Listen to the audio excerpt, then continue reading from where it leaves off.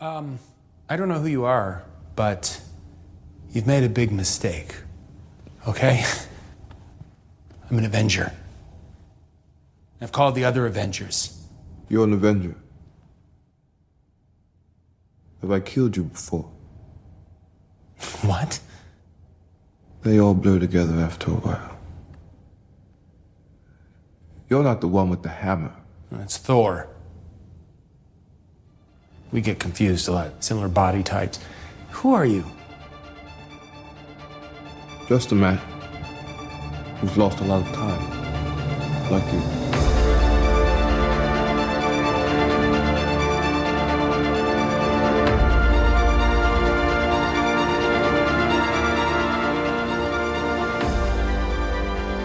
Hey, pals, welcome back to the show. I'm Mark. I'm Robert. And I'm Steve. And yes, Steve and Rob are back, and we are back. I'm sorry if there's a long hiatus, everybody, but, things getting away, trying to schedule things, but we're making this work. Yeah. So this episode, long time coming. The movie has been out since February. It's probably still in the theaters to some degree. This episode, we're covering Ant-Man and the Wasp: Quantumania that came out in 2023. The movie has been out for a while, and just to give you an idea, it had a $200 million box office budget and has since grossed worldwide $474 million. So a lot of people were dubbing this as one of the Marvel films that didn't succeed, but it did make its money, making the money back from its budget. And then obviously, $274 million, factor in promotion and advertising. It might have lost money, but Yeah, I think this movie lost money. but nonetheless, We'll see what happens when it hits streaming. It'll hit streaming and yeah, it's actually on digital download now through Vudu. It's looking for its Blu-ray release come May 16th, I believe. And it'll be available through probably Disney Plus by that given time. So, yeah, we could easily go through this. So we're just going to talk about our thoughts about the movie itself overall. But with anything like we always do, let's talk about the synopsis. So, Steve, you want to give us the synopsis? sure. Ant-Man and the Wasp find themselves exploring the quantum realm, interacting with strange new creatures, and embarking on an adventure that pushes them beyond the limits of what they thought was possible. Very vague, but Yeah. but obviously just another continuation of an Ant-Man and the Wasp movie. Mhm. So obviously this movie takes off after certain other films. So we don't take off right after Ant-Man and the Wasp, the original one. We're taking place after Endgame and probably, I would say, Wakanda Forever and all that good stuff.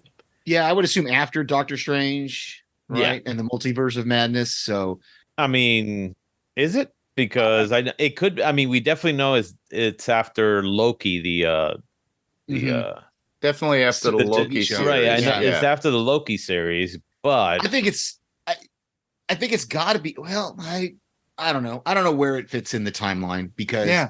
you're right. Because we'll talk about it when we talk. Obviously, it is after Loki for the fact that we do get Kang. And correct. that's the Right. whole focus.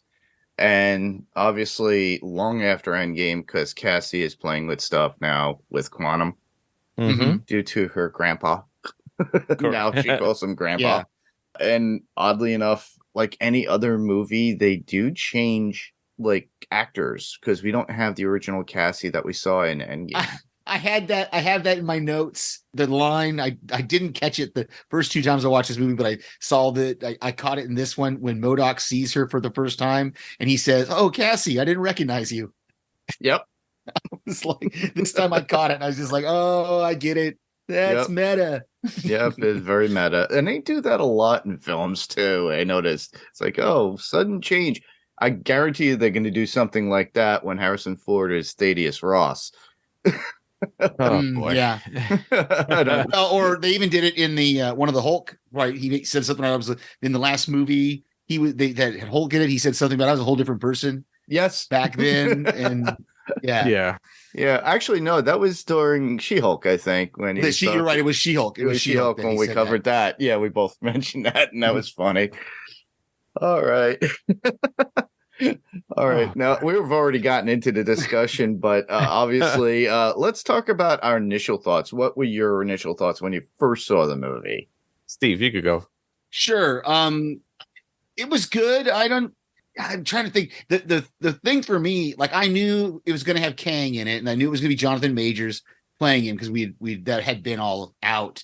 But I really went in almost unspoiled to this one. I didn't know about Bill Murray being in it, so when I saw him, I was just like, "Oh, it's Bill Murray," and so it was really good. It was Rob and I were talking before we started recording. You know, it's not the worst of the Marvel movies. I wouldn't put it up there with the best of them either. It's in the middle somewhere, you know. It's good. Rob? My thought on this is that you know, when you hear what's going on with this movie and how people feel about it, I didn't feel that way at first. And what I mean by that is, you know, I went to see it. I was like, you know, this is fun. It's a fun movie. Yeah. But it wasn't, there was something missing about, you know, of it. Lacked. It definitely lacked something. There was something about it that just wasn't there. And when I finally, you know, when I saw it a few times, I say, okay, so this is what the first two movies had. The first two movies did have his who was Michael Pena. Michael Pena was definitely missed in this particular movie. I was just going to say that. I wish, and you know, I think the producers or the writers or somebody were saying that the reason he wasn't in it was because they couldn't find a way to make it make sense that he would be there. And I was just like, but the more I thought about it, and especially this last watch, I was like, he could have just been having dinner with them. He just happened to be there when they're having dinner, and when they go look at the thing. Yeah, they could have done something like that, but I felt like Michael Pena, and I felt like the rest of the crew that he had, even though it was comedic relief, it was just kind of, you know, for me, Michael Pena was honestly the soul of that of those movies. And I while I like, you know, Paul Rudd and, you know, and his portrayal of Ant-Man, it was Michael Pena who just made it very lighthearted. Because if you think about it, you are talking about somebody called Ant-Man, you know, so you're the bug. Yeah, that was the one thing that I felt like this entire movie didn't really have any heart. It just kind of felt like it was a paint by numbers kind of movie where it's like, you know, if you ask an AI to write you a MCU movie, this is probably what it would look like. Probably very much textbook, yeah. Which leads me to mine. Just like you, Rob, when I walked in, I felt something was lacking. I was like, that was entertaining, but there was something missing overall. Now, the cool part is, and the reason point behind this particular movie is to start into this whole nemesis for the Avengers that's coming up within this phase, which literally is Kang the Conqueror, which we already gotten from the Loki series. And we already know that Kang is going to be a dominant once again, even though we only got He Who Remains in that particular show. And that's how we got introduced to him and the very last episode of that, which is fine. But this was meant to give us a stepping stone of Kang and who he is and the multiple versions of him. So they kind of knocked it out of the park with that, of giving us that and introducing us to it, the more darker side of Kang, unlike the softer side of Sears. So, but obviously Michael Pena was definitely missing, and that was something that I missed. We did get David Dastmalchian in the movie itself, which was cool because he was just a voice actor in there. We also had some comic relief in there, which I always liked. Oddly enough, it came from Hank Pym, of all people. I just like ants. Which part is that? A lot of them. It's like them, like when Janet basically states, like, he goes, "Oh, you were," she goes, "I have needs." Yes. And he goes, "Oh, I had dinner with this so-and-so." And it's like, and her giving him the guidance on how to use the ship. And then obviously when every once in a while it's like, I like ants. Mhm. It was kind of like, it's great to have Michael Douglas, but he wasn't the grimacing character that he usually was before. And it was like grandma and grandpa helping out Cassie and everything. So I thought it was pretty cool. It was, but I don't know. I felt like Michael Douglas felt like, I don't know, like A this side is a character. man. This is right. This is a man whose brain is almost right up there with Reed Richards. Yeah. And they had him more as the side person, like, yeah, I'll figure things out with it. I don't know. I just felt like they didn't really take advantage of that character. Nah, that's just me. They could have done a rewrite and did something a little bit better with it. There's a lot of they could have done a lot of rewrites with this movie. Yeah. There was one thing that I really don't like about the movie, and it's how we got MODOK. That's the only I could see their point, and it was a callback to the original first Ant-Man, and then reintroducing Darren and figuring out where he was, what happened to him. Well, there's a way to fix this, everybody and folks, and that's because it's a multiverse. There's all different versions of these people, so we could always bring them back. But I don't want to see it like where we had Ego, kind of dead and gone now. Ultron, just talked about, gone. Great character, but we had it in the What If series. Right. We could still get these characters back if they rewrite them accordingly and give us something to that degree with an alternate version of that particular character. Now, mind you, it was humorous. Yes. Especially when Cassie is like, just don't be a dick. Yeah. And all that good stuff. But honestly, they could have easily not had that character in there. Yeah. And brought him in somewhere else. I've got some questions about that whole thing because they just didn't. Okay, this is one of my points, really, or one of my notes, really. Go ahead. It just didn't. The whole idea of him, was he supposed to be a henchman? Was he supposed to be, because he said that Kang built him, but then he said he built the city for Kang, and Kang, in one scene, Kang says, "You're not to speak when I'm in the room," and then he never treats him like that again. Like when they're facing the actual thing, and he's explaining to Ant-Man what he needs to do, Kang just stands there and doesn't say anything.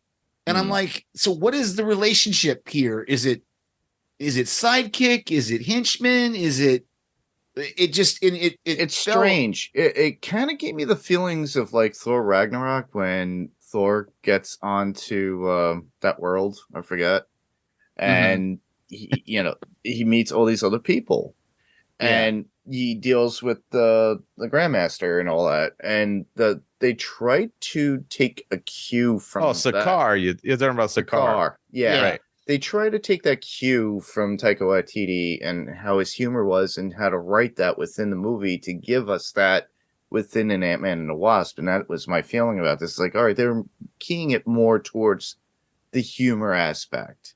Yeah, and if they're not going to bring him back as a recurring character, obviously, unless, like you said, Mark, they bring in one from another timeline, they've just taken the whole MODOK thing and like, okay, there it is. Yeah. And I'm just like, why did we need that? I mean, they could have had him in a different kind of suit. They could have had it. They could have had the Patton Oswalt version that we had on TV for a short moment, which was pretty humorous. And they could easily do that again. I'd rather have Patton on there. Yeah, that's what I mean, though. It just was confusing to me why they brought this character in this way just to drop him. Exactly. I think they just did it to have MODOK, and it was just he didn't make sense. Yeah, you were saying in this whole thing. Yeah, he didn't make sense. The fact that he was, this guy Darren, and you're like, wait a minute, now none of that made sense. Again, this is just very poor writing, and the fact that they are letting these writers just do whatever the hell they want sometimes. Well, it's exactly what we were talking about when we were on your podcast, Rob, when we were discussing a lot of it with Kevin Feige now wants it quality over quantity, because for the past 2 years during the pandemic, we've been getting thrown a lot of Marvel content on Disney Plus. Some of the movies, we got a great movie out of Black Widow. I thought that was done very well. and I Right. enjoyed that. But, they kind of screwed Scarlett Johansson in the end regarding that with money and everything and how they released it because, they should have just basically paid her out. Yeah. In my opinion. But with that was done very well. But we had, like, of all things, the Eternals. That didn't do well at all. And it's one of those where that was well over 2 hours. And that's a Right. snooze fest. It put me to sleep. It took me 3 whole tries not to fall asleep through that movie. But it had its moments, and I could see what they were doing with the story. But they could have, with writing, they could have done it shorter. And given us a little bit of a better thing. Very much similar to this, we could have take the jokes aside and go to literally the core of the story, which we did get some of the core of the story, which is the main part, the antagonist, and the protagonist, and what their jobs were. Plus, we got Cassie as I don't know what you would call her. I forget what they call her in the comics, but Cassie does take up the mantle of. She does. Stature, I think is yeah, right? that's it. Yeah. Like that. Yeah. So I think they're building up that for the young Avengers that are supposed to be coming out at certain points because right. We've already got that aspect out of Hawkeye, yeah. After that, because we're looking at that. Plus the Thunderbolts and everything else. They're all coming and leading out of these shows. Another person that I missed, though, is Jimmy Woo. We saw him briefly at the beginning having a meal with but again, I think that's just the same thing. The nature of this, of what happened here, we couldn't get those side characters because how are you going to explain how he got there? And that's the same thing they said about Michael Pena's character, that we couldn't figure out a way to explain why he would be there. And one character I think would have been fine. Yeah. I can understand not like his entire crew or the entire, but at least one character. But I think the biggest thing, my biggest takeaway on all this is that, again, I think it was just sloppy writing that was done. Yeah. Because a lot of the characters just didn't, again, Michael Douglas, Hank Pym, he should have been smarter. He should have been as a contributor to, whatever had to be figured out as anybody else. And he wasn't. He was just kind of like, hey, this is. Yeah. Like at the bar, he's like, do you have something back there that'll get me drunk? And the bartender's like, sure. And that's as far as it went. And I just don't understand. Yeah. That entire part. And then of course you have, Michelle Pfeiffer with her character. And there's a lot more, what I would say, there's a lot more character building for that one character, but nothing with Hank Pym. And I just thought that was waste. So again, I think that's just sloppy writing. Look, man, they have fucking Bill Murray there and they couldn't take advantage of who Bill Murray is. Yeah, they use him for what, a 5-minute, 6-minute scene or whatever. 6-minute it was thing, a throwaway scene. But it was just kind of one of those scenes that you're like, all right, it was Bill Murray, but it wasn't the best Bill Murray that you get for a very short time was in what was it? Zombieland. Zombieland. Yeah. That's exactly it. In Zombieland, you get him for what, 5 minutes maybe? Yeah. But fuck, it was a good 5 minutes. Like, it's so memorable in that. Yeah. But this was just like, oh, this is Disney writing, thinking this is Disney writing Bill Murray and telling probably Bill Murray how to be Bill Murray when Bill Murray's like going, dude, that's me. Let me be me. Let me. And what you're writing is not me. Yeah. Yeah. So, so it's like all of us, I think, was saying. I think this movie was just missed a lot of heart. Yeah. While it tried to have funny moments in there, it felt like two different movies. You had the Ant family doing their thing, and then you had Jonathan Majors doing a different movie because he was so intense and so, so into the role. And it just felt like two disconnected movies there. Like I feel like one actor was just like, I'm going to play it serious. I'm going to play it almost Shakespearean if I could. And while the other actors are just going, dude, just relax. Yeah. You know, Yeah. Have you seen the other Ant-Mans? Oh my God, That's- Frank, you're here. Frank is here. Oh, Everybody, out. listeners, we have somebody who came in from the Quantiverse. His name is Frank Rodriguez. He joined us.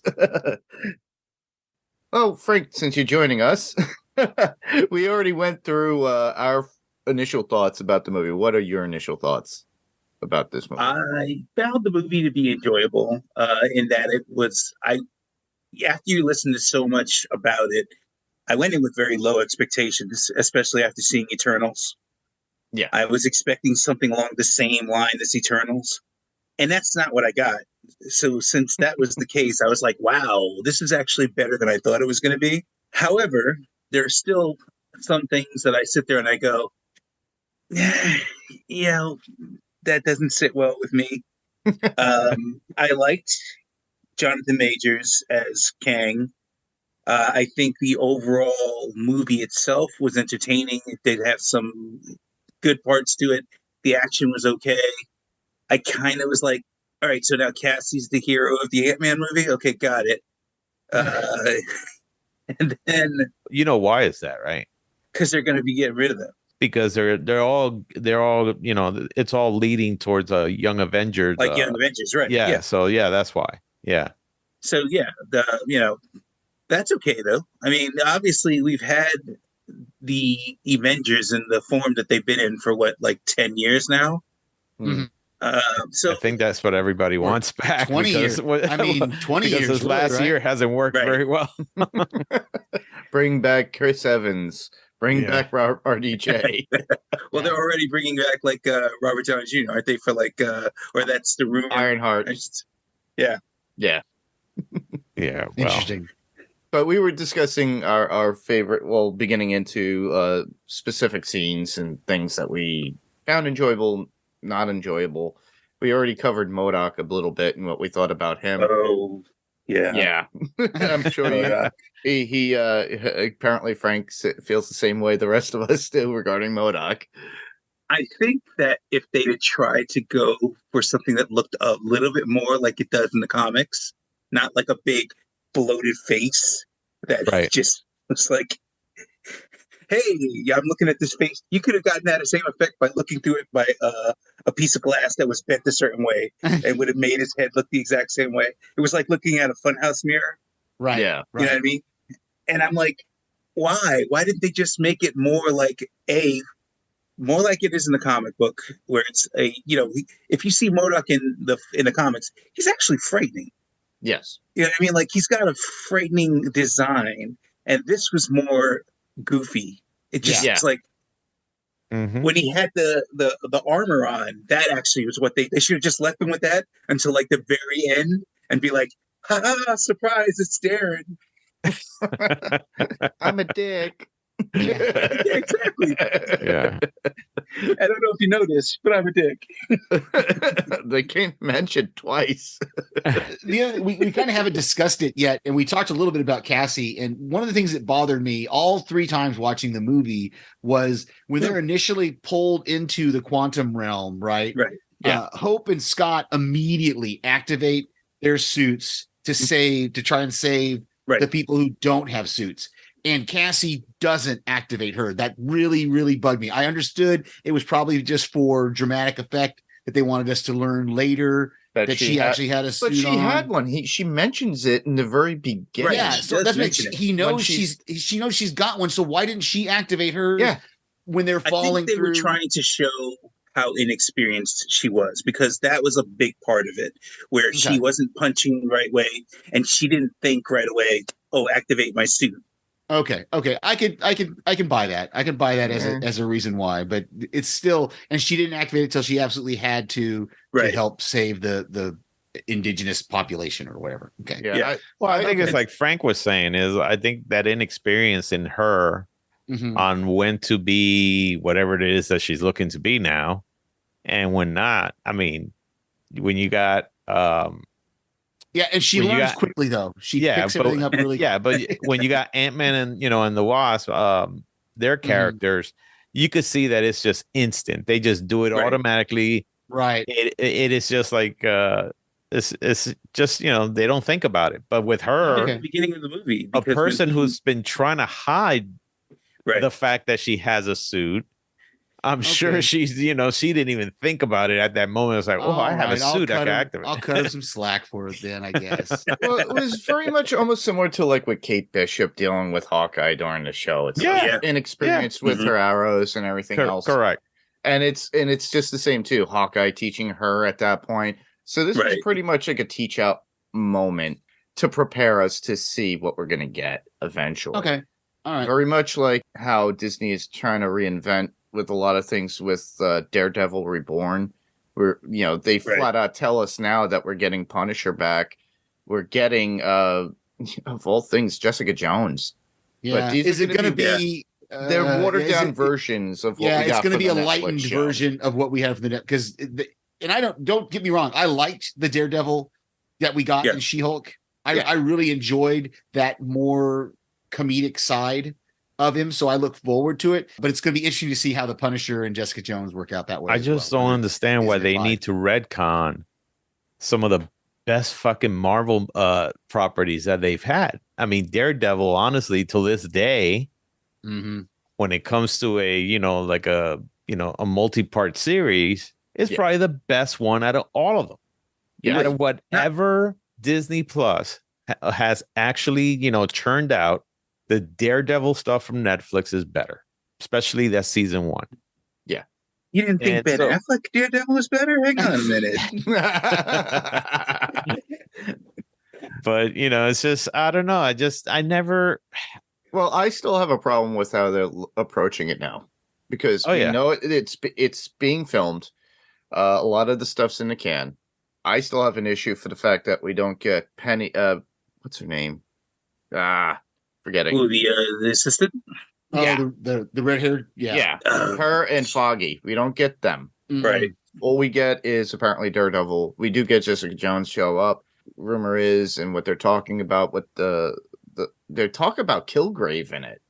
It's like she's looking for Kilgrave's kids that have these powers apparently, but I'm just hoping that leading in, they don't do it on a lighter side like they did with She-Hulk. It's a little bit more intense. Now, mind you, Hawkeye was a bit intense. It was a bit violent. Yeah. And it had its moments. Same thing with Falcon and the Winter Soldier. And Moon Knight. Yeah. And Moon Knight. Yeah, Moon Knight too. Yeah. So they could move that up, and then by the time the movies come in, it could be a little bit more violent, maybe a little bit more adult because it's PG-13. We know flat out that Deadpool 3 is going to be a rated R film for a Disney movie, but they are able to do that under the other banner that they have. That's why they're not marketing it as like true Disney. So that's how they're able to get away with that, and that's the whole point of that. I feel like Disney is starting to see what they need to do because they've even offered Daredevil 1 and not Daredevil, Deadpool 1 and 2 on Disney Plus. It's just not advertised on the front page. You actually have to search for it. It's on their legacy. But it's there. Right. But you know what? When they acquired all that property and they acquired, of course, their the Netflix stuff, I remember on that update, it'll ask you, do you want to watch things that are rated R on this account? Right. So if Disney's willing to put that in there, then they shouldn't be afraid to do a rated R movie the right way. Yeah, I understand that, for them, it's going to be tied into the MCU and everything. But if you're going to allow Deadpool to be rated R, then let Daredevil be rated R. Right. Let Punisher be rated R. Let those things be exactly what they're supposed to be. Because, God damn it, in fucking comic books, they're bloody. Yeah, they are. I mean, they're so for Disney to, and especially parents to go, oh my God, I don't want my kids to, lady, it's in comic books, it's in everything you see. So relax. Getting back to Ant-Man and the Wasp Quantum verse, Quantumania. Did anybody else feel that Kang's core was a homage to the infinite improbability drive from Hitchhiker's Guide to the Galaxy? Yes. I realized that today not watching until it. you just said that. I went the whole thing about every probability that you could Right. make is available, and The only thing that they were lacking in this movie is a wet towel. Yeah. But it didn't. It took me until this third watch today to go, oh, that's just like Hitchhiker's Guide to the Galaxy. Yep. So Yeah, you nailed it. I kind of I had those things in my head as I was watching it, and I remembered I was just like feeling hitchhikers. But I love how they have his little couch, which is a ship, which is something that they took from the comics as well. But they didn't really sit and ponder on that as much. What they did do, and I did appreciate, is the multi versions of Kang. Right. And we get them. We get Iron Lad. We get Ramatut. Immortus is in there as well. So we got those three at the end. That we thought I saw Annihilus too. Was that the one? The Immortus, was that the one with the kind of painted face? Yeah. That it looked like everybody was kneeling to as he walked by. It really looked like there was some that were kneeling when he walked by, as if in, he's the Rickest Rick. Yeah, exactly. But that did remind me of the Rick and Morty as well. That whole Citadel thing, and when they're all shouting, and some of them are acting like monkeys, and it was crazy. That's a crazy scene. And I when they talked about one, I really loved. When they talked about the War of the Kangs, when Kang talks about how he ended up there, that could make a good movie too. The War of the Kangs. Right. How he ended up being the exile would be an interesting. I don't know if that's a future project or not. It could be in the very beginning of Kang Dynasty, and it could actually devote like maybe 10 minutes of the history of Kangs. A really interesting movie is going to be where Kang gets his face changed. Oh, we'll talk about that one. We'll talk about that news. I'm talking about the other. The one thing that we did get is the legendary look of Kang, though. That's what I really appreciated. It the fact that the blueness is something that's from his helmet. It actually accents his scars, which I was glad that they did. So we get an actual great comic book representation of what Kang looked like that I grew up on, and that we all love from that costume too. Yeah, that costume was legendary. And same thing with Iron Lad. I knew right away it was Iron Lad. I knew right away Mortis, Ramatut, and I was like on the Fat Man Beyond chat thread, and I kind of mentioned it, and everybody else was saying what they saw, and I was looking at it going, oh my goodness, I forgot that person. Person. So it's amazing. It's like when we you come together as a community and talk about these things, but there's a lot of things that they try to put in to this to give us that feel. And we also get Victor Timely at the very end for the end credit scene too, and you could see Loki and Mobius, and you can see how the fear in their eyes. So it's that actually segues us into the Loki season 2, which is completed, which we'll be getting fairly soon. I hope so. I was just looking today to find out if there was a release date yet, and I couldn't find one. I'm sure they'll bring it up soon. They'll probably wanted some things to subside first, but also at least we have another Marvel property coming out soon for us to cover anyway. So that we'll be covering that when it comes out. That's going to be fun when it comes out. What's the next thing that's coming out? I've not kept up with the news at all. What's the next thing that's coming out? Guardians for Marvel. Oh, Guardians. Guardians of the Galaxy 3, and then after that, the Marvels. Okay, Marvel's not till November. Guardians is what I'm mostly looking forward to. Is that May? Is that May or June? May. I think it's May. May. Okay. Because they keep pushing that Marvels. They had to do reshoots, and we can talk about that in news. That's pretty interesting. But to concentrate a little bit more on this, the one thing that I really genuinely like too as well, Scott was able to achieve the largest that he's ever been. Right. And we also see Cassie do that. She goes giant at one point. I'm still waiting for Lawrence Fishburne's Giant Man to show up at one point in the series. I want to see that character. But speaking of giants, that was a question I had. How did the ants get giant? Just from leaving their ant farm and going into the quantum realm, they became giant all of a sudden. I think they evolved. They evolved, but also you have to think about it. They learned from Hank, right. So they could have generated their own PIM particle over their 1,000 years in a day. Exactly. Okay. Right. Yeah, because they did say that they were at a different time speed or something like that, right. Wherever they went. So they got to evolve a lot higher, than.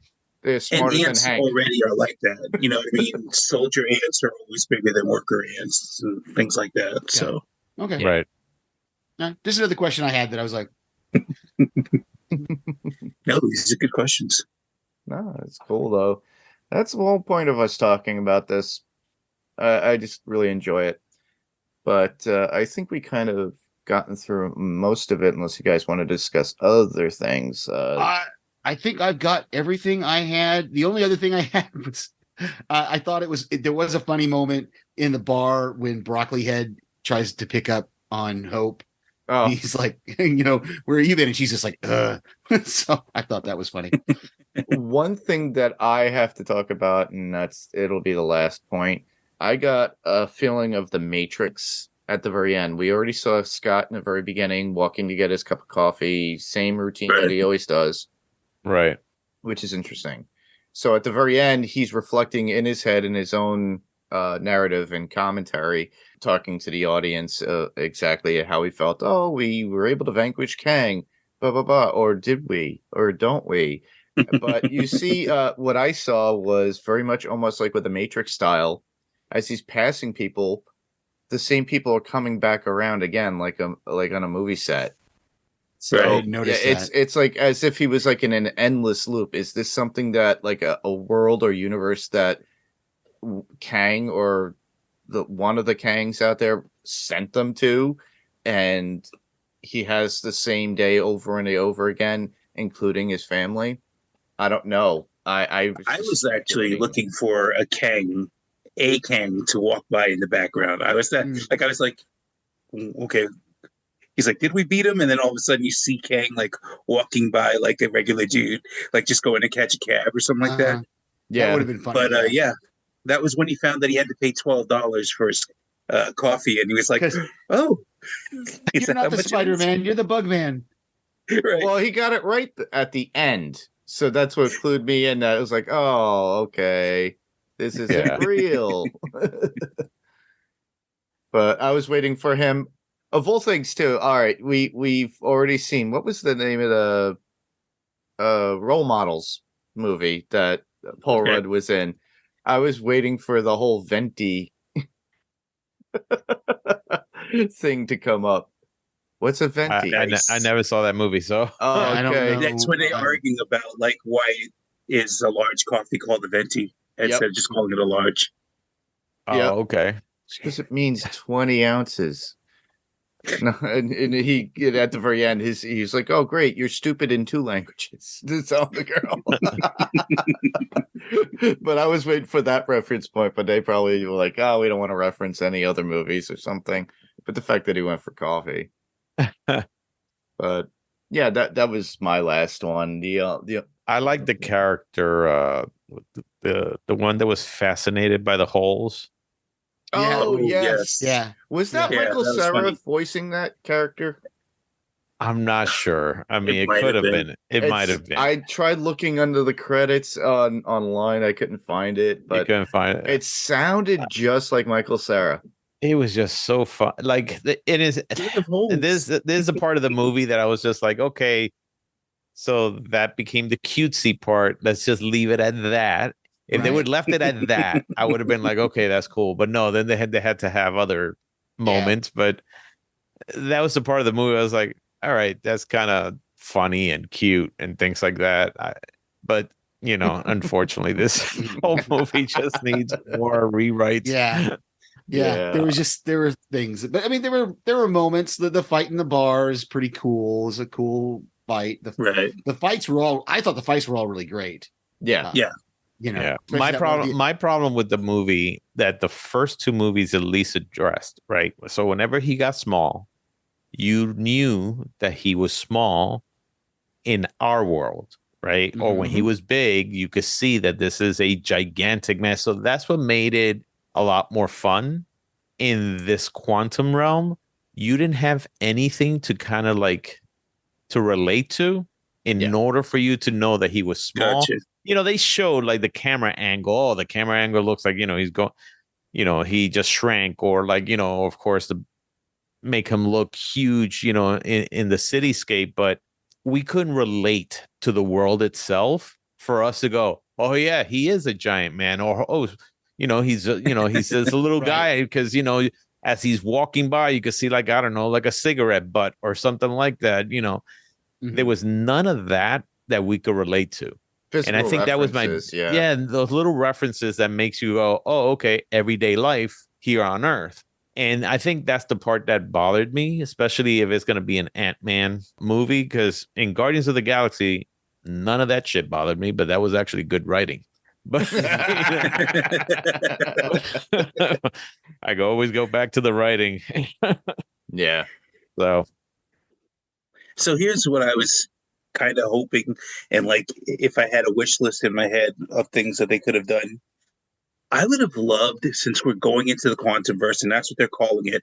Yeah. It kind of reminds me a little bit of the microverse, and I would have been dying if like the Micronauts would have showed up. Well, that's why they called it the quantum verse, because they didn't have the rights to the microverse, because the Micronauts in Marvel was actually instituted. That's what it was supposed to be. Right. The problem is that the rights are still for the Micronauts to Japan. Right. No, it's not even Japan. I forgot who it is. Mattel? Was it Mattel? I know it's. Yeah, I think it's a single individual. Oh, wow. That owns the rights to that. Yeah. And the thing is that from what I hear, he's holding out. And I'm like, dude, you know what? Now would have been the time, because hand it over. if the trajectory that we're looking at is not a good one, especially with the MCU, you should have sold. But no, it just, I would have that, you saying that, I would have loved to have seen that. Would love to have seen the Micronauts. If nobody out there knows what the Micronauts is, it's a series of toys that came out of Japan, like in the 70s, I think. I had my sets when I was a kid. I remember them. I didn't have any. Too. Yeah, I didn't have any, but I remember them. Yeah, but they utilized them in Marvel Comics in certain stories. They had them in Swamp Thing, Man Thing. Sorry. Well, they had their own comic, and they had their own comic, very much like Rom. Rom was was another character from a toy that they put into Marvel. Yeah, and we'll never get to see that, which would have been perfect, because Rom was actually in a bunch of key issues with like the Guardians X-Men. of the Galaxy and X-Men, and even problem is that Rom again is owned by somebody else, and he's also holding out. But it's like, look, not many people are gonna like probably, I would say, line up to go see a Rom movie, because they're like, who the fuck is Rom? Yeah, but they can utilize the character in like a group setting, which is perfect, I think. Right. But for Marvel to do that, they're gonna be like, we either buy the whole character outright, or we just don't use them at all. Well, at least that's how I see it. It's like the Incredible Hulk situation. Universal still owns the rights, and it's blending it. And the difference is that the Hulk is actually a really popular character, world known. That's true. Rom is just Rom, and people be like, "All right, he's Rom. Who the fuck is Rom?" I don't. I remember the Rom comic and the toy and everything. So I had them. So, I had them too. I actually was a big fan of Rom. Yeah, but the Micronauts, I think that would have been great. And the reason for that is because if Marvel, let's say, did own them, just having them in the background would have been a cool thing. Right. Or the fact that they could have been the ones to come to their rescue or something like that. Exactly. Would have been fucking fantastic, because then now you're putting the whole microverse universe of the Micronauts. Yes. As a thing in the microverse or the quantum verse or whatever it is. And that would have been, I think, a lot more I think fans that know who the Micronauts still are. Yeah. They would probably be like, that's fucking cool. I like that. Do we want to talk about the end credits before we move on? Sure. I mean, we kind of have already. We talked a little bit about it. I was gonna say, didn't we? Yeah. We talked about Victor Timely and the all the different Kangs and what we're going to see coming up with that. So, well, there was the end credit one where, and here's an interesting thing, that end credit from my sources, they were telling me that was supposed to be, we were supposed to see the Fantastic Four on that. Yes. Ooh. I heard that too.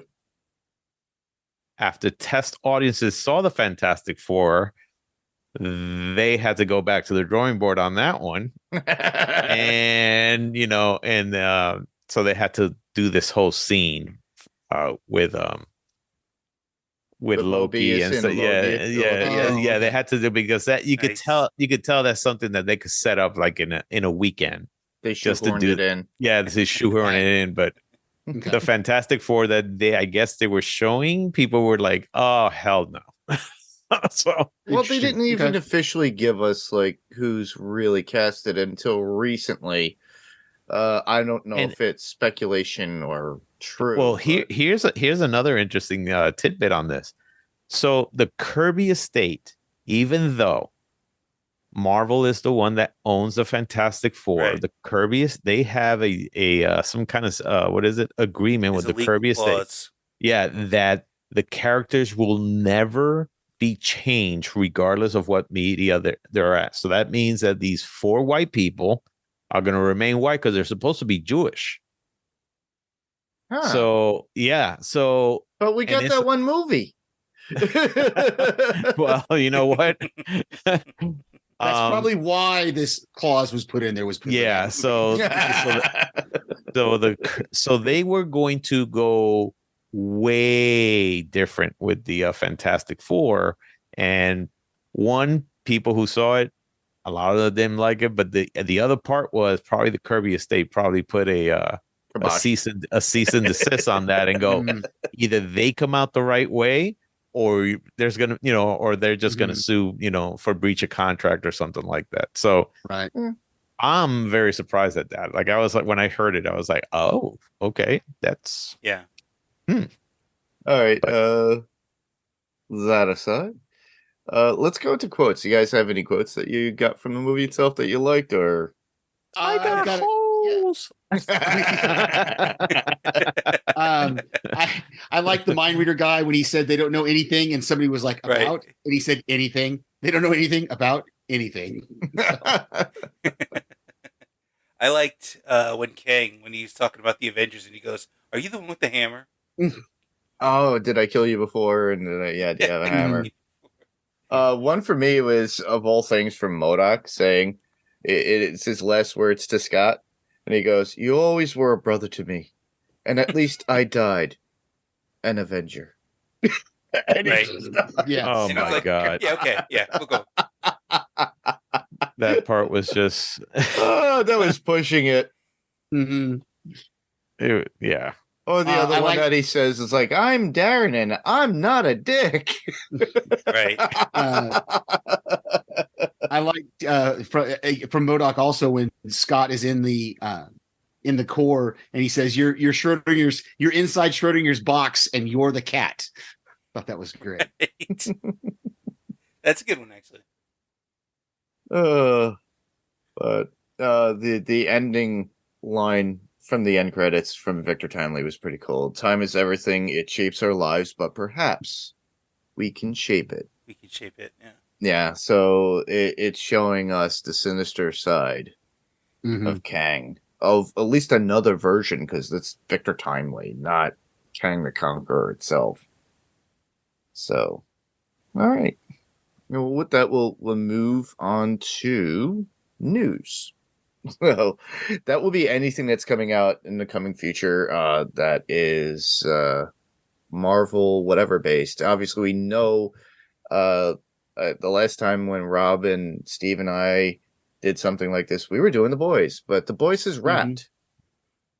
So yeah, that's to look forward to as well. Yeah. We'll be covering that, just like with Loki season 2.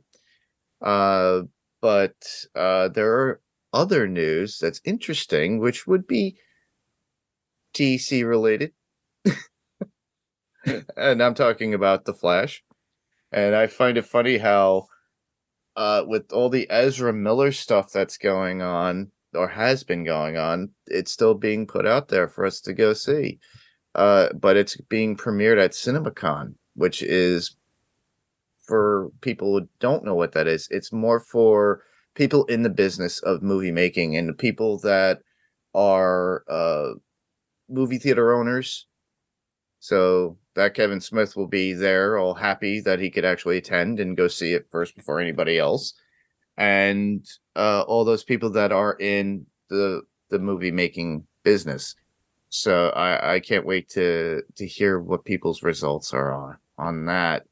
But Well, are you looking forward to it? I'm interested because it's got me, from what I saw from the trailers, I found it interesting. I think the Flash, I mean, it looks like a very good movie, at least from the trailers. Yes. I'm just very interested to know how they are, how DC is feeling, because I know that when they showed the trailer during the Super Bowl, it was a huge success. People were they couldn't wait to see it, right? Right. Yeah. And then, but everybody still knows that Ezra Miller is in there. And I think DC's thing is, listen, we held this off enough. Hopefully, as long as this kid does not do anything and is stupid or anything like that, I know that he still has to probably go to trial, but as long as he doesn't do that, yeah, we could possibly release it around this time. It's been over a year or two before, since he's done some stupid shit. And then next thing you know, what happens? Jonathan Majors gets in trouble. Next piece of news. Which is part of the next piece of news, but I was saying those two relate so well because I could just imagine DC going, shit, if he does something and the MCU kicks him out, a lot of people are going to be saying, why didn't we do the same thing with Ezra Miller? Well, they could, like we've discussed this before outside of podcasting, they could easily do that with The Flash. It's called, they have an alternate version of The Flash. Right. They've already met. But with Kang, at this point, they've been marketing everything on all different versions of the same Jonathan Majors character. We haven't gotten that one where it's just somebody completely different. It could be some old crusty white dude, or they could have like a baby version of Kang.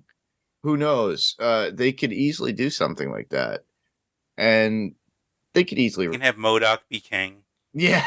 Darren. Yeah.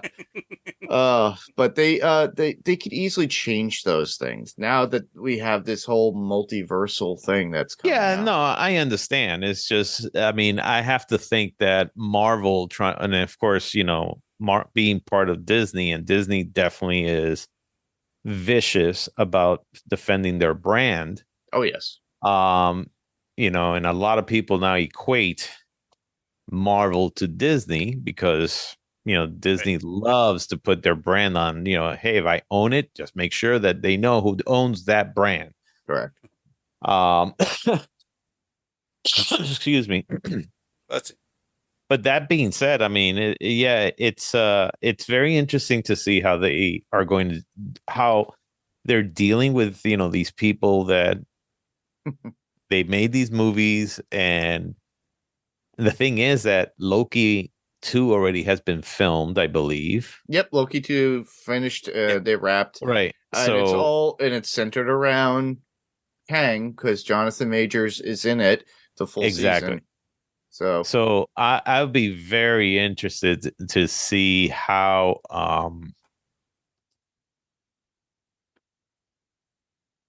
it ends.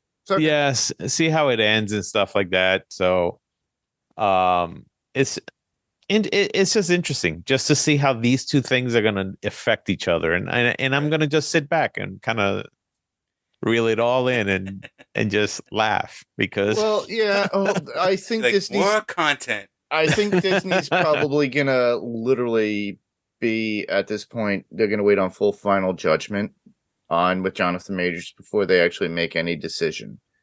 Obviously, Loki season 2 will still have to come out. They might delay it a little bit based upon everything that's been going on. But I think the judgment will fall before that actually gets released, which is fine. Right. Yeah, no, it's just I'd be like I said, I'd be very curious to see what's going on there. But like we were talking about, just on some of the major things, that were happening in the industry. Yeah. And that's a tough thing to happen because you went from being somebody who you practically couldn't turn on your TV lately without seeing Jonathan Major's face on it, whether he's in, Marvel stuff or Creed or right, exactly right. And now it's all like tumbling like a big freaking house of cards. Yeah. Yeah, his career's in jeopardy at this point, and it sucks. Yeah, but it sucks. But hopefully things get resolved. The truth will come out. I don't like to pass judgment until the final verdict comes out on the court case because we don't know. We won't go into that anymore. We'll leave it as is. But next up, Joker 2 finished filming itself. Obviously, it's being called somewhat of a musical. Now, I'm a little jaded on this. I like Lady Gaga as an actress in certain things, but her as Harley was not my first choice.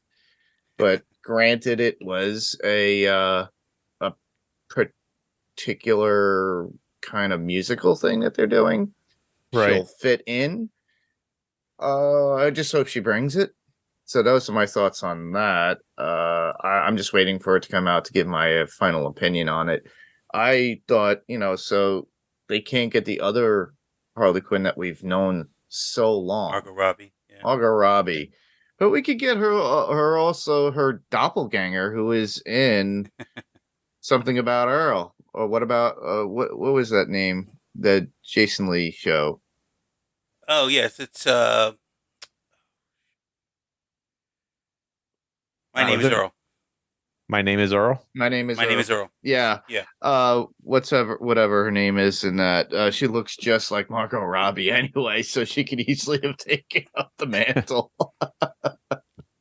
Well, I think that Lady Gaga, look, when the Joker was announced in the The Dark Knight, and it turned out to be Heath Ledger, everybody was like, what? Yeah, that is true. What the hell are we talking about? Heath Ledger. And then he became one of the best Jokers that we ever got. He basically became the Joker that everybody now looks to. People used to look to Jack Nicholson, not anymore. Now can he beat They have Heath their Ledger? own areas. You got right? Jack Nicholson, Joker. Exactly. So, and then when they did Joker and it was supposed to be Joaquin Phoenix, we're like, oh yeah, Joaquin Phoenix. I mean, I could see him getting into the, but we didn't know what an amazing job he was going to do. So we don't know what, Lady Gaga is going to bring to this role. Right. Yeah. I mean, same here. I have to believe that, she's a powerhouse in her own way and, and stuff like that. I have to believe that if they're going to do what they think they're going to do, which is this musical thing. Yeah. Why not bring one of the most amazing voices out there to participate in that? And I believe that she has the acting chops to, act the range just like Harley Quinn. So. Yeah. And the things that I've seen her in for her TV work, she's done pretty well. Yeah, absolutely. But we'll have to wait and see. Yeah, I know. I was thinking of Jamie Presley. That's who I was.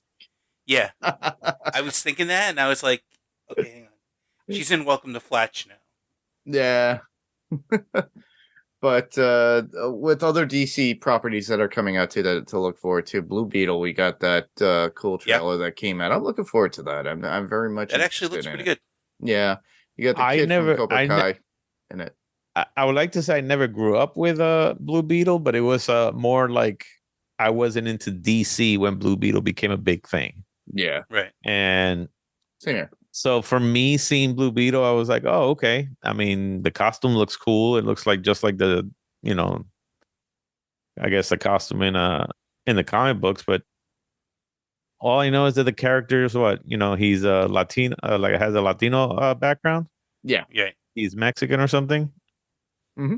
Oh, He's so, Latino, yeah. Yeah. So that's all I know. That's all you know. Other than that, that's all I know about that character. That's funny. That's all I know. So for me, I'm just like, all right, I mean, we'll see how that goes. Yeah, it's pretty funny though. It's I liked what you got. You had Danny Trejo in it, I think. Who else? Right. Yeah. What's his name? This guy Lopez. Yes. George Lopez. Yeah. George Lopez. Yep. George Lopez is in it. So, excuse me. Yeah, I'm loving the idea of it. We'll see what happens. I think they picked the right one to go with it, and they're going to go in a way where it seems like it's going to be funny, because realistically, the whole origin of the Blue Beetle is kind of funny. It's this kid who gets this suit by accident, and he can't get rid of it, but he has to learn how to live with it. So, yeah. Next up, you kind of hinted on it, Rob, before with the whole the end credit scene that got washed out. We already got a Reed Richards though in Doctor Strange in the Multiverse of Madness, right, which was pretty cool, and I really liked that version. Yep.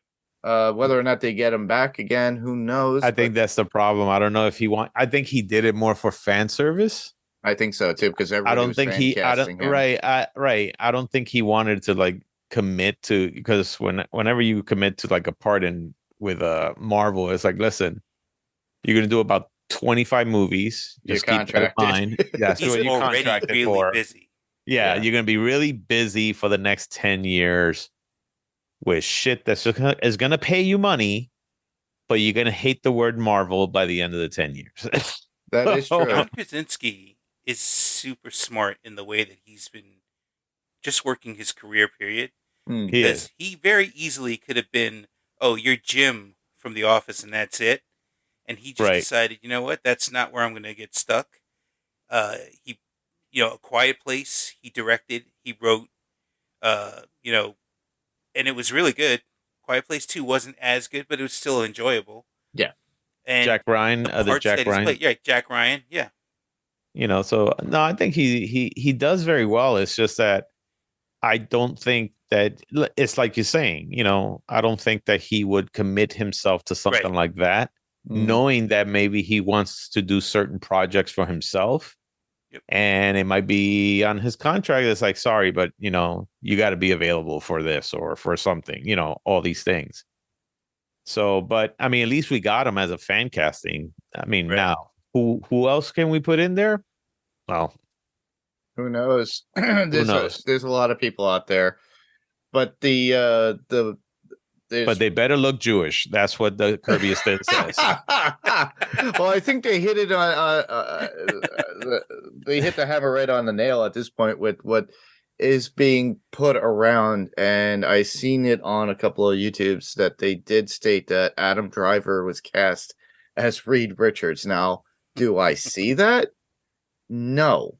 I just don't see it. Yeah, I don't see it myself, so I don't know if that was somebody fan casting or maybe Adam Driver. Until I hear it officially, I'm going to take it as Rumorville, as it should be, until we get a full. Because honestly, why would you list Adam Driver as Reed Richards with not having the other important people, which are Sue Storm, Johnny Storm, and Ben Grimm? Right. You want to have all four of them casted. Plus, the movies.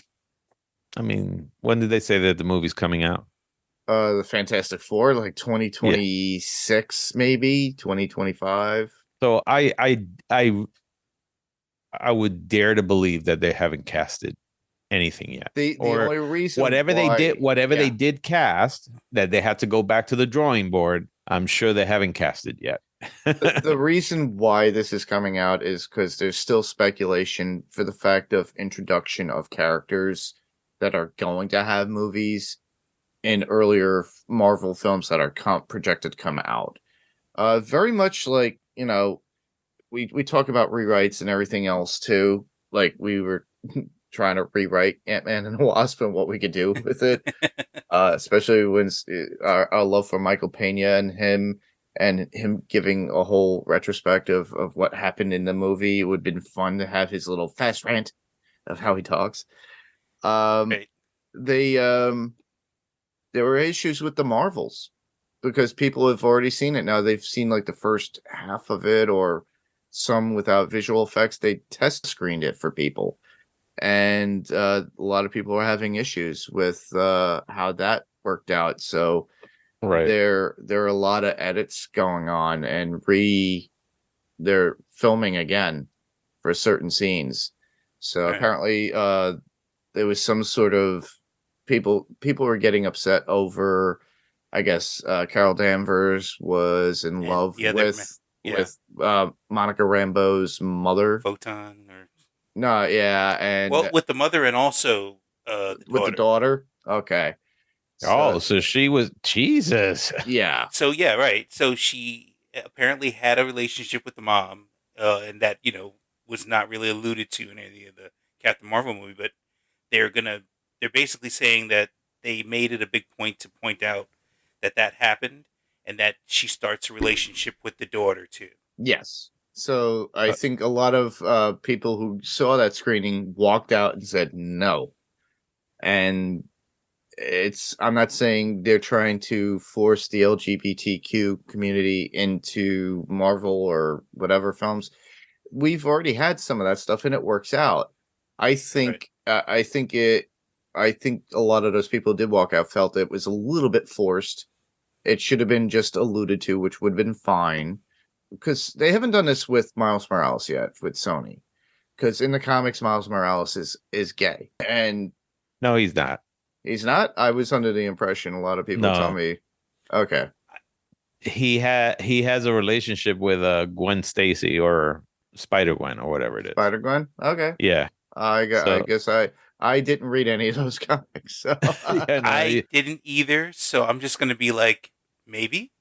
No, because I decided to read them, and they never alluded to that. I mean, the one thing they alluded to, it's more of a, I don't know. Somebody was saying that his uncle might have been, gay or something like that, but I never saw that too. Yeah. I don't. My whole thing is, if a character was not a certain way in the comic books, it shouldn't be a certain way. It's been working. It's been working for the last 50 years the way it is. Don't go ahead and change it for just a movie. Yeah, I agree. Right? It ain't broke, don't fix it. Right. Unless it's something that you go, holy shit, that makes so much more sense. Right. Yeah. Than the comic book, then yes, you could say that. But if it doesn't, if you're just doing it because, hey, we just want to have every kind, you know what? You have a ton of characters in Marvel now. Bring out the Alpha Flight. Bring North Star in. He came out and it was the first openly gay character in a Marvel comic. Correct. So you have a ton of characters now that are, yes, openly gay. You have other ones that are, different colors, all that stuff. Leave it the way it is in the comic books. That's it. I don't know why they have to change it. I don't know why it has to be this. And then they wonder, well, that didn't work out. We sank 150 million onto this one character that didn't work out, onto the next. And it's like, all right, so you ruin the character for people who don't read comic books, and you're not going to go back and fix it because it didn't work the first time. Yeah. Which I guarantee you that many people told you not to do that, but you went ahead and did it because your ego is so big. Yes, I'm talking to you Hollywood execs out there. Look, I see a new vision for this character. And you're like, why? Well, we already have get popular on that vision. We do have a vision. He's white. Yeah. Well, because then we could hit these targets right here. You hit this target, this target. We could also hit, because in the end, that's why they call it, what is it? Hollywood, Hollywood business or movie business or the film business, whatever you want to call it. Yeah. Showbiz. Show business. Fuck. Really? That's what it's called? No, but you could tell that that's what it's all about. It's trying to hit all those demographics. Right. They're trying to hit tick off boxes. check off boxes just to say, okay, we could get a little bit of this, a little bit of that. But in the end, they just don't see. It's like, listen, we've had 50 years of stories, amazing stories. Yes. Pick those. Go talk to the people. Character. Yeah, or create a new character. Be bold enough to say, I mean, if you think your shit doesn't stink and you think you have that much power as a studio, let's see about you creating your own character. And if it works, pat yourself in the back because you did it right. Yeah. Well, Disney tried to do that years ago. It was a movie called Condor Man. Wow, you went really far back for that one. Wow. Yeah, that was like, wow, really back there. Condor Man. Actually, that is a movie we did cover here on Panels. Were we in high school? Long time ago. We were, yes. Condor Man is like we were in high school. We were in high school? Holy shit. You were in high school when that happened? Wow. Okay. In the 80s? What year was it? It was like 81 or 82. Oh, shit. We were junior high school. Even in, like junior yeah, high you school, guys were in junior high school. I was probably around that age at that point, too. So, oh, wow. Man, we're old.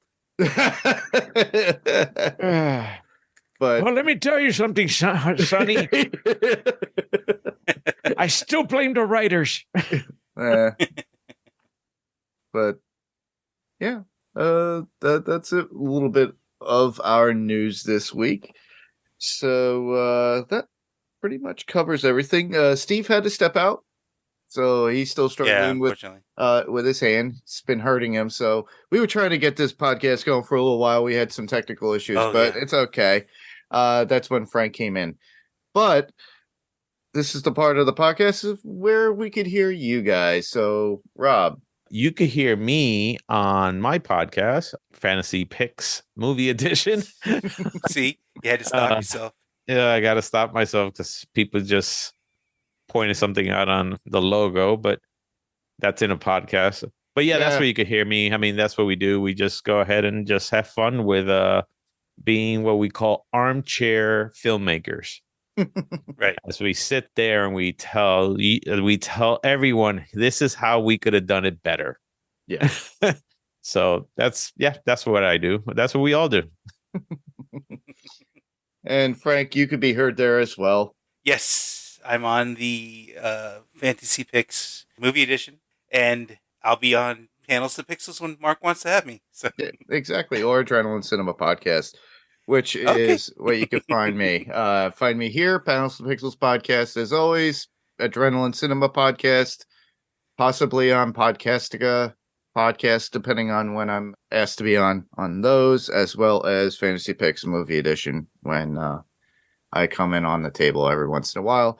You can hear Steve Brown. He sends feedback to multiple podcasts that are out there that he loves to do because he just loves to do his live Steving. So that's something to be heard when you get a chance, you guys. I'm sure you haven't heard any of them, but it's pretty funny. It's his literally watching the show or movie with his reactions verbally, and he sends those out. So it's pretty cool to listen to Steve do that.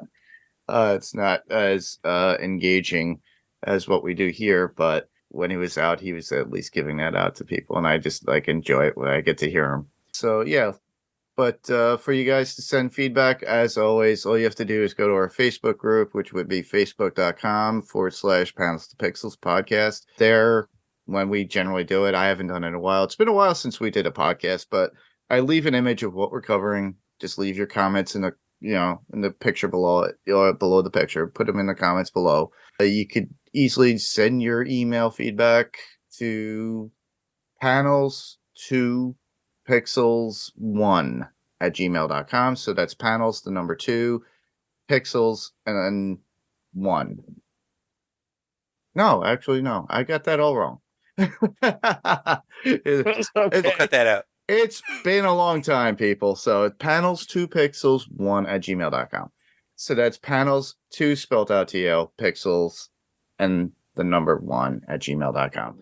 You could just send out a regular texted email if you want, or if you feel you could just record your voice and send it as an attachment. We'll just pop it right in. As always, word of mouth is the best thing to get us noticed to everybody else and other listeners. You could easily just tell them and tell a friend.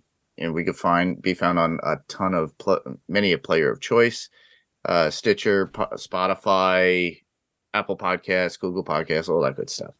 So basically, just tell somebody and they can research it and start to listen. The best thing that we would love is you could actually give us a rating or review, and especially in Apple Podcasts, because that's, I guess, the best way to review anybody, because everybody has some sort of Apple product. Right. Do it now. Do it now. Do it now. But other than that, that was the episode. So I just want to thank you guys, Rob and Frank, being on, as well as Steve. That was Panels to Pixels, and we'll see you on the next panel. Bye-bye. Bye. Bye-bye.